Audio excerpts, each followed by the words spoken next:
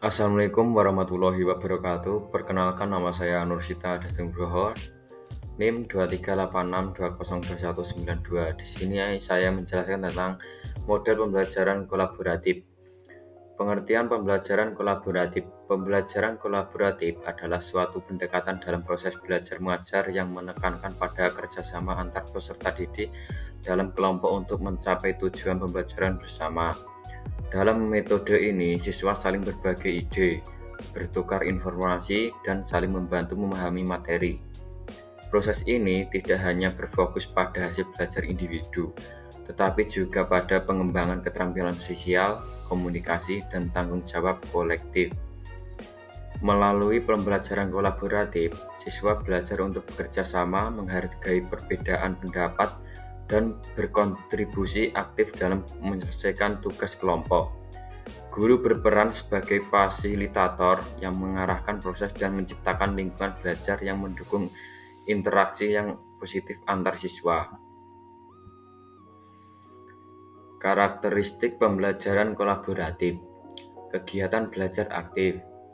Dalam pembelajaran kolaboratif, siswa dituntut sebagai sering berinteraksi satu sama lain, baik melalui diskusi, tukar pendapat, maupun kerja kelompok. Interaksi ini mendorong siswa untuk lebih aktif dan kritis dalam memahami materi, serta melatih keterampilan komunikasi dan kerjasama.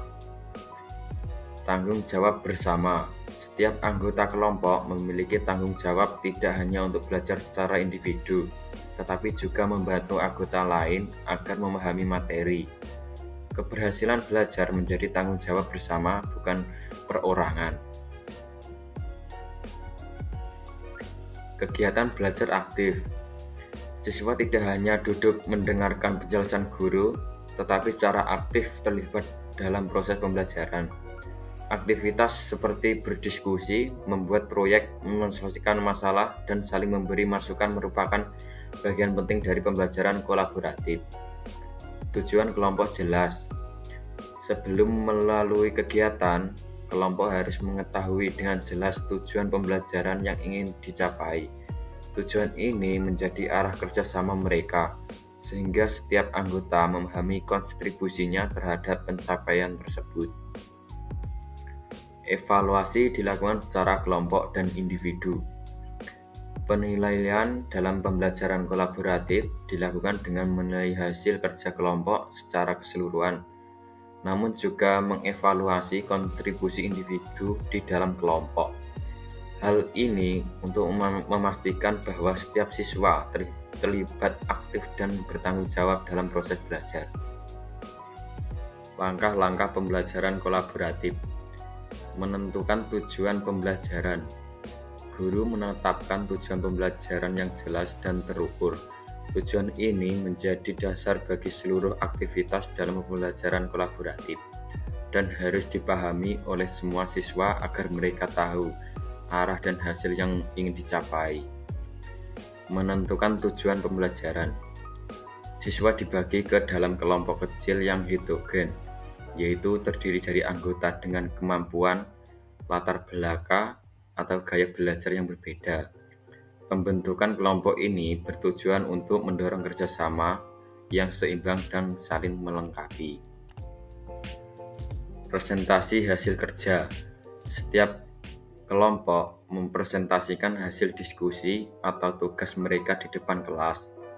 Presentasi ini menjadi sarana berbagai pengetahuan agar kelompok serta mengembangkan kemampuan berbicara dan berpikir kritis siswa.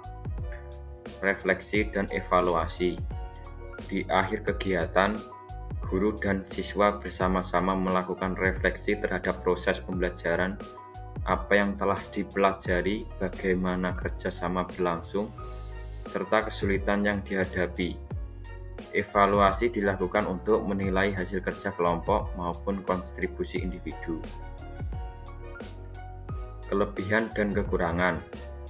Untuk kelebihan, 1. Meningkatkan keterampilan sosial.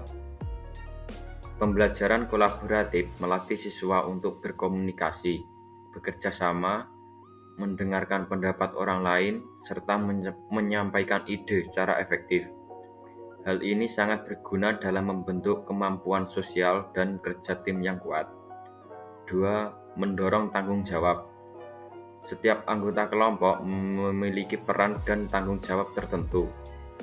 Ini menumbuhkan sikap bertanggung jawab terhadap tugas individu maupun hasil kerja kelompok, sekaligus meningkatkan rasa kepemimpinan terhadap proses belajar.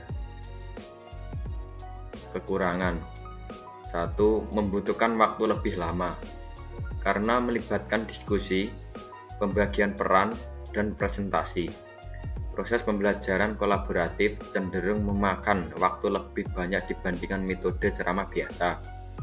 Ini bisa menjadi kendala jika waktu belajar terbatas. 2. Tidak semua siswa aktif. Dalam kelompok, terkadang ada siswa yang pasif atau hanya ikut tanpa kontribusi. Hal ini bisa menghambat efektivitas kelompok dan menimbulkan ketimpangan kerja di antara anggotanya. Penutup, pembelajaran kolaboratif merupakan pendekatan yang efektif untuk mengembangkan tidak hanya pemahaman akademik, tetapi juga keterampilan sosial dan tanggung jawab siswa. Melalui kerjasama dalam kelompok, siswa belajar berinteraksi, menyelesaikan masalah bersama, dan saling mendukung dalam mencapai tujuan pembelajaran. Meskipun memiliki beberapa tantangan seperti kebutuhan waktu yang lebih lama dan pengawasan yang intensif, pembelajaran kolaboratif tetap menjadi strategi yang relevan untuk menciptakan suasana belajar yang aktif, inklusif, dan bermakna di kelas. Sekian presentasi dari saya. Bila ada kekurangan dan kelebihannya mohon maaf. Wassalamualaikum warahmatullahi wabarakatuh.